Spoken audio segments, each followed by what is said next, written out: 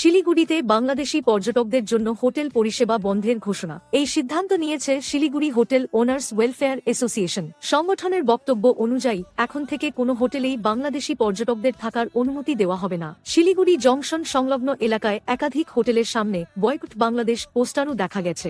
বাংলাদেশে সংখ্যালঘু হিন্দু ও বাঙালিদের উপর নির্যাতনের অভিযোগের প্রেক্ষিতেই এই সিদ্ধান্ত। পরিস্থিতির জেরে দিল্লি ও আগরতলায় বাংলাদেশ হাই কমিশনের কনসুলার ও ভিসা পরিষেবা সাময়িকভাবে স্থগিত রাখা হয়েছে। এই সিদ্ধান্ত ঘিরে সীমান্ত বাণিজ্য ও পর্যটনে প্রভাব পড়ার আশঙ্কা তৈরি হয়েছে। শিলিগুড়িতে বাংলাদেশি পর্যটকদের জন্য হোটেল পরিষেবা বন্ধের ঘোষণা। এই সিদ্ধান্ত নিয়েছে Siliguri hotel owners welfare association সংগঠনের বক্তব্য অনুযায়ী এখন থেকে কোনো হোটেলেই বাংলাদেশি পর্যটকদের থাকার অনুমতি দেওয়া হবে না। শিলিগুড়ি জংশন সংলগ্ন এলাকায় একাধিক হোটেলের সামনে বয়কট বাংলাদেশ পোস্টারও দেখা গেছে। বাংলাদেশে সংখ্যালঘু হিন্দু ও বাঙালিদের উপর নির্যাতনের অভিযোগের প্রেক্ষিতেই এই সিদ্ধান্ত। পরিস্থিতির জেরে দিল্লি ও আগরতলায় বাংলাদেশ হাই কমিশনের কনসুলার ও ভিসা পরিষেবা সাময়িকভাবে স্থগিত রাখা হয়েছে। এই সিদ্ধান্ত ঘিরে সীমান্ত বাণিজ্য ও পর্যটনে প্রভাব পড়ার আশঙ্কা তৈরি হয়েছে।